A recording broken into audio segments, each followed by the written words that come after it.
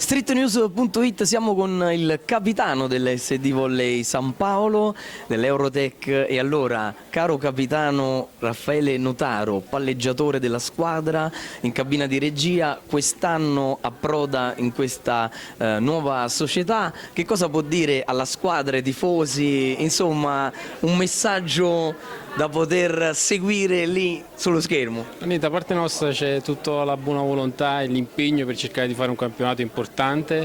Siamo qui per dimostrare il nostro valore, parecchi giocatori vengono dalla categoria superiore, quindi è ancora un banco di prova ancora maggiore, perché ovviamente ci mettiamo tutti alla prova in un campionato di Serie D, chiamati a vincere, e quindi c'è il nostro...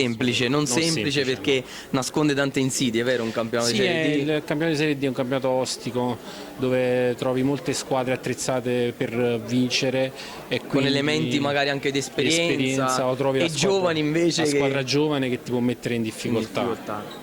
Ma questa squadra, questo Eurotech Volley San Paolo, come lo vedi? Noi siamo un gruppo misto, c'è giovani, alcuni anziani come me che siamo al 15° anno di pallavolo. E siamo ormai proiettati più verso al capolinea. Al capolinea, sì, tutto bene. Però abbiamo anche delle carte da giocare. Abbiamo delle carte da giocare, poi abbiamo ancora quella voglia, quella passione che ci porta avanti e che ci mette in gioco in quest'anno difficile, ma che comunque vogliamo ancora dimostrare la nostra.